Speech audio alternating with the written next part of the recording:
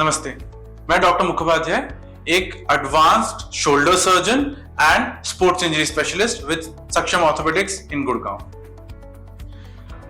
कितने आप में से हैं या आपके फैमिली में ऐसे लोग हैं जिनको कभी शोल्डर में पेन हुआ है?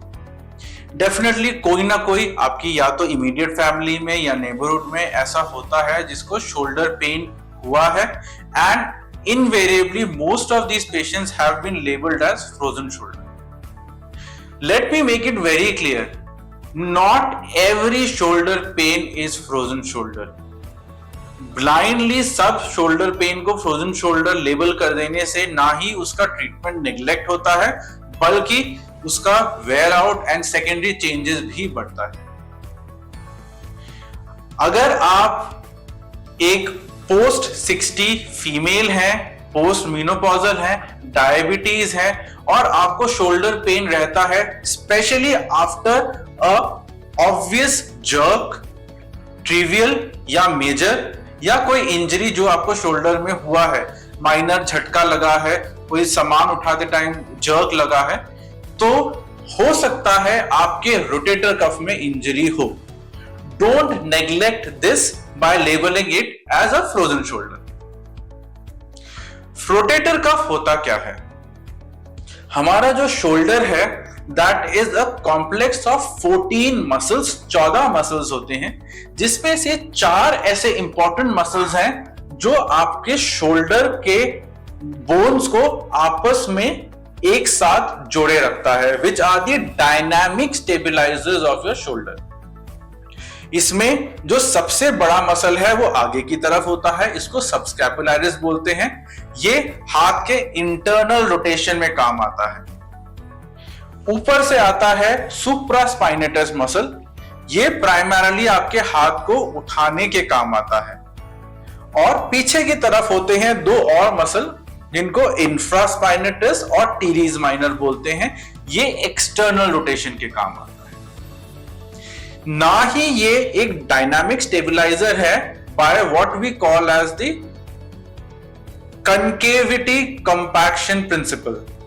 जो सामने का मसल है सबस्कैपुलरिस और जो पीछे का मसल है इंफ्रास्पाइनेटस एंड टीरीज माइनर, इनके मोमेंट आर्म से जो बैलेंस बनता है, जो कपल बनता है, वो शोल्डर के बोन को सेंट्रलाइज्ड और स्टेबलाइज्ड रखता है। जब ये आगे और पीछे के मसल प्रॉपर्ली काम कर रहे हैं और शोल्डर सेंट्रलाइज्ड है, उस समय ये जो ऊपर का मसल है ये अबडक्शन या ये वाला उठाने वाले मूवमेंट को इनिशिएट करता है और हेल्प करता है। ये सारे मसल आपस में मिलजुल के ही काम करते हैं। इसमें से कोई एक भी मसल अगर इंजर हो गया या टियर हो गया, ये सारी बायोमैकेनिक्स हैम्पर होती है एंड शोल्डर का लोड बढ़ता है, स्ट्रेस बढ़ता है, वेयर आउट बढ़ता है।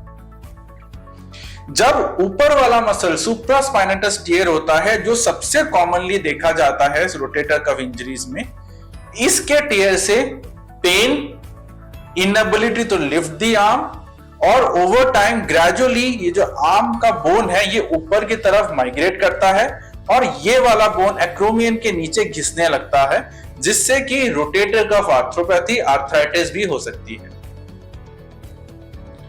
सामने वाले मसल के टियर से मेजरली पेन होता है और ये जो आपका जॉइंट के अंदर से टेंडन निकल रहा है बाइसेप्स का, वो अपनी जगह से खिसक सकता है और जॉइंट के अंदर फंस सकता है।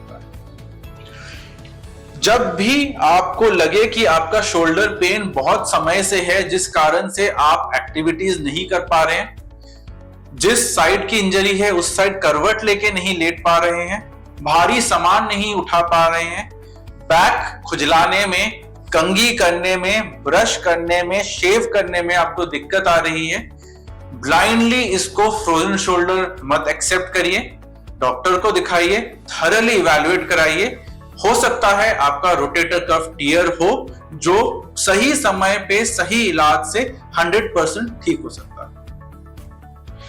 आगे हम नेक्स्ट एपिसोड में डिस्कस करेंगे कि इसको हम कैसे डायग्नोज करें, सो दैट आपका डायग्नोसिस एंड ट्रीटमेंट गलत ना हो। जुड़े रहिए हमारे इस सीरीज के साथ।